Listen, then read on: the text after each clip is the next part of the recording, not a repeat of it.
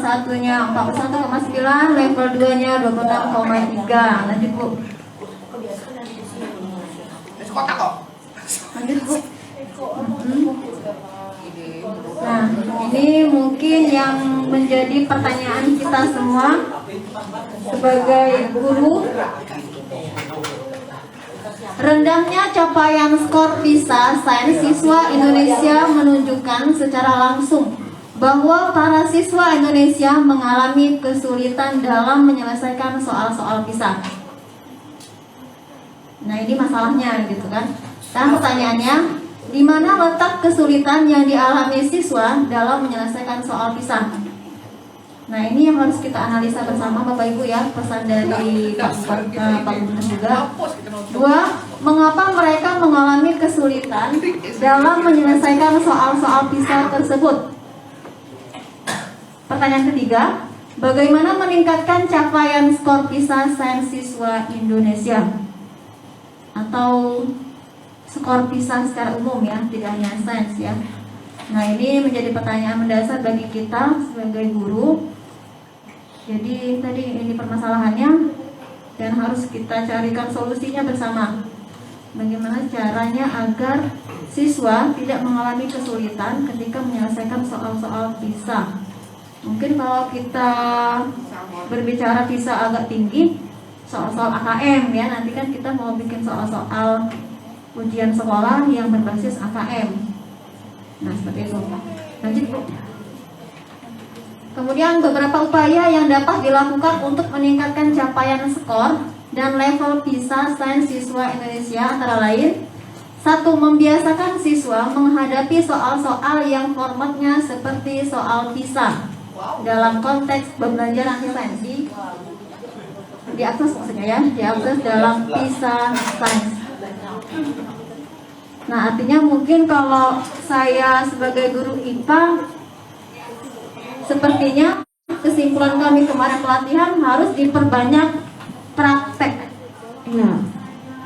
Cuman ya saya sendiri mengalami kesulitan ketika kita praktek setiap pertemuan. Waktu kita nggak cukup, satu ya. Kemudian materi juga banyak. Berapa KD satu semesternya. Jadi ya tadi harus pinter-pinter kita. Setidaknya dalam satu semester kita ada praktek berapa KD. Mungkin seperti itu ya. Kenapa harus ada praktek?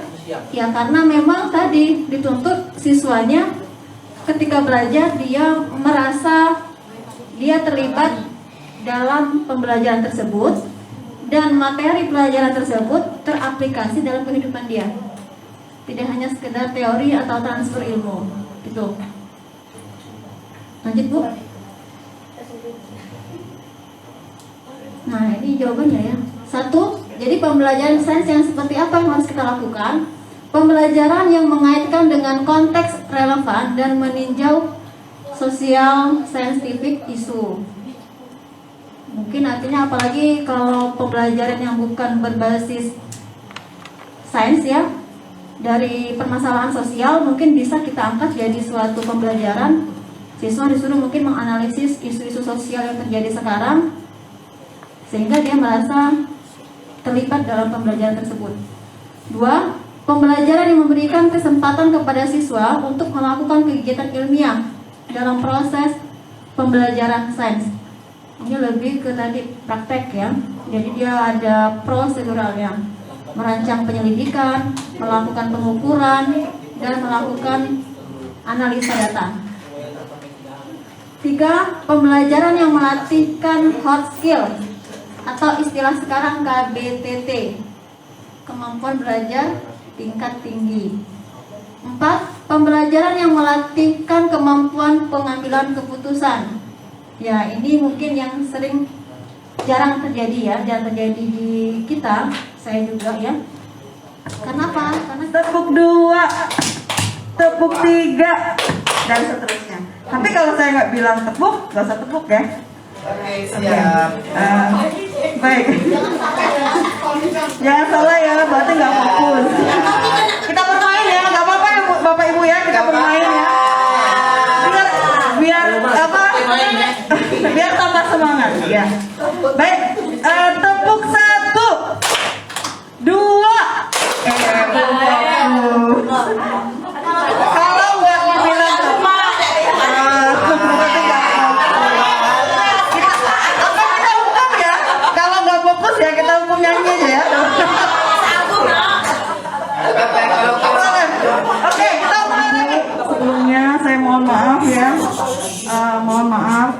bukan saya menggurui di sini.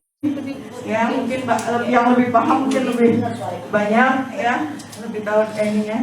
Tapi kebetulan kemarin karena ikut pelatihan selama 5 hari itu, walaupun sebenarnya saya juga bingung gitu ya, tapi sedikit banyaknya insya Allah akan kami sampaikan, apa yang kami dapat akan kami imbaskan. Masih berbasis PISA ya, melanjutkan tadi, kalau yang tadi yang dijelaskan oleh Bu Sulas itu mungkin secara garis besarnya PISA itu apa, kita harus kegiatannya praktek ya, makanya hubungannya dengan literasi apa? Hubungannya dengan literasi adalah bagaimana menyusun bacaannya. Nah itu yang berhubungan dengan literasi. Baik sains juga. Apa hilangin kamera ya? Oh, nih aku dari tadi. Mungkin kalau matematika, sains sifatnya yang angka-angka, tapi kalau yang literasi lebih ke banyak bacaannya. Iya, banyak membaca readingnya. Nah, seperti itu. Jadi kalau saya lebih, karena kami tidak terlalu mendalami tentang AKM. Jadi kami lebih banyak ke menganalisis soal, ya, menganalisis soal PISA. Ya. Tadi kemarin kami sudah ini kan ke komputernya masing-masing Bapak Ibu. Di situ ada aplikasi motivasi PISA. Nanti kita sama-sama Bapak Ibu ya. Nanti kita sama-sama menganalisis soal bentuk PISA seperti apa. Jadi jangan sampai kita nggak tahu nantinya seperti apa bentuk PISA gitu. Nah, selanjutnya mungkin secara ini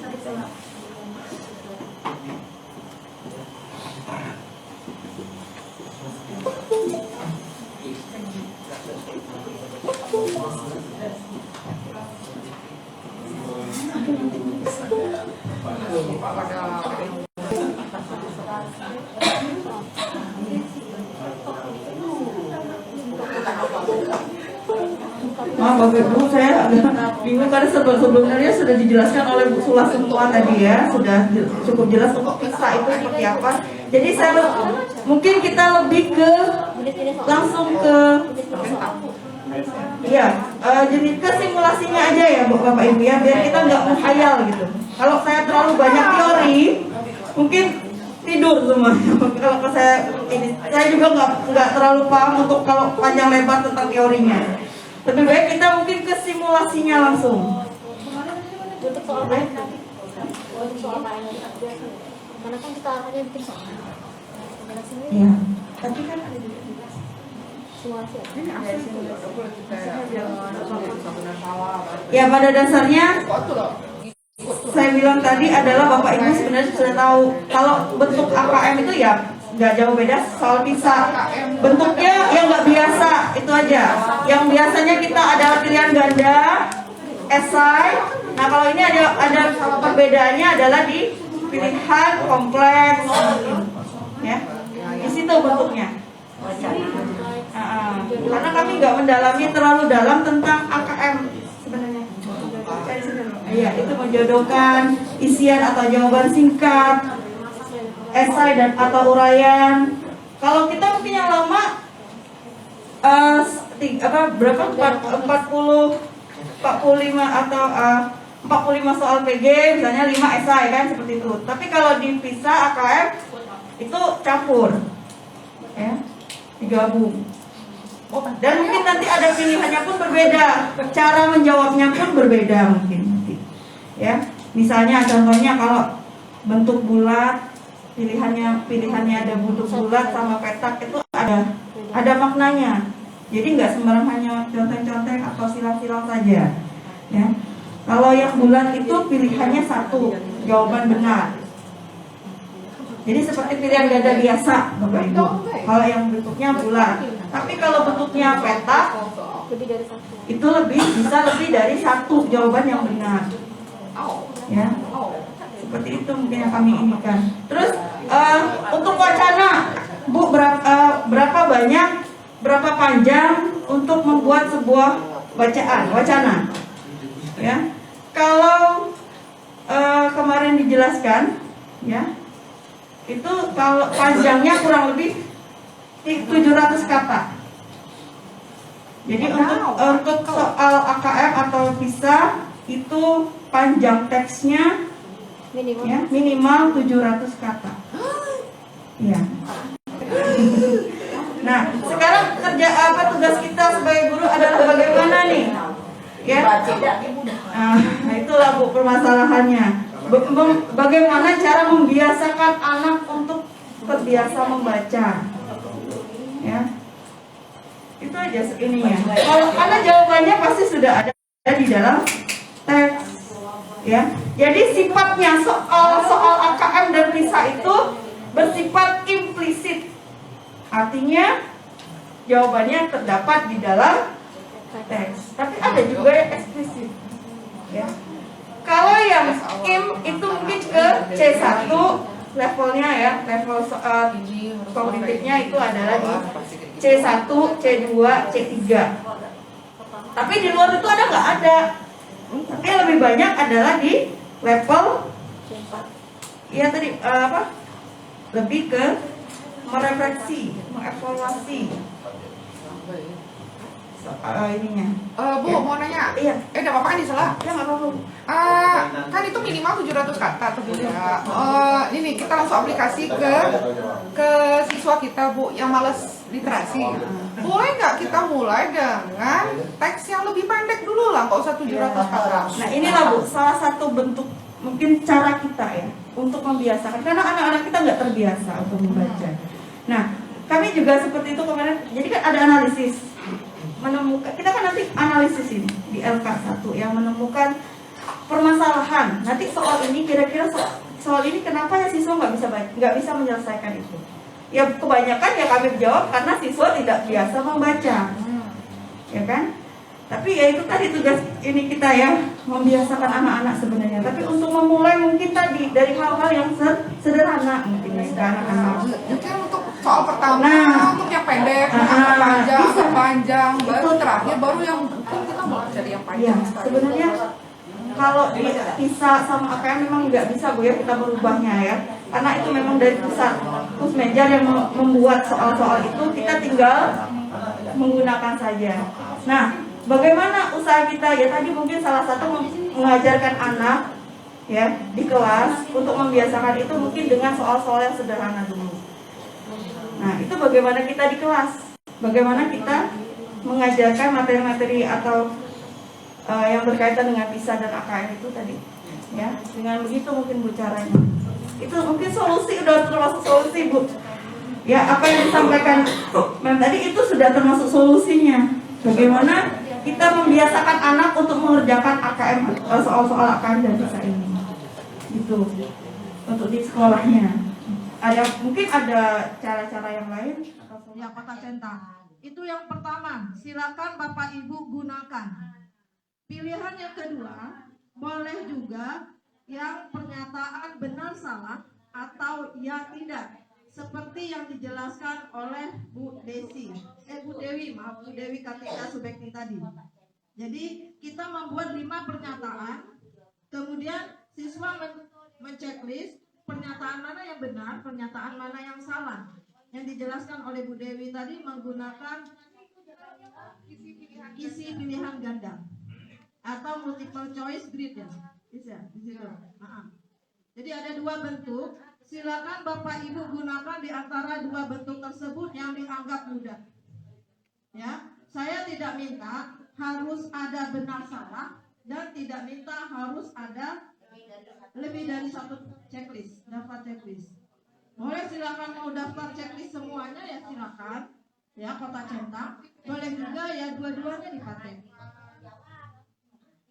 Kemudian, maaf Bapak Ibu gimana? Ada pertanyaan? Apa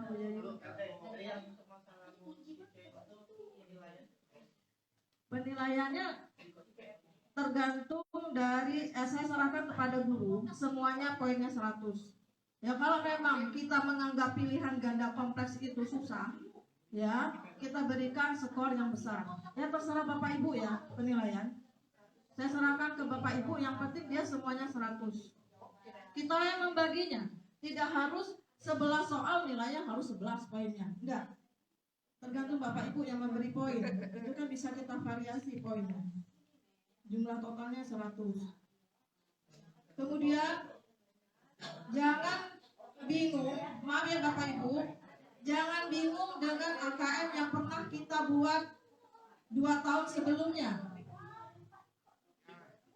Ya, saya mendengar ada Bapak Ibu yang bingung dengan pilihan ganda kompleks. Waktu kita buat 2 tahun sebelumnya, kita menggunakan pilihan ganda seperti biasa. Kemarin A 1 dan 2 benar, pernyataan 1 dan 2 benar. B pernyataan 3 yang benar. C pernyataan 1, 2, 3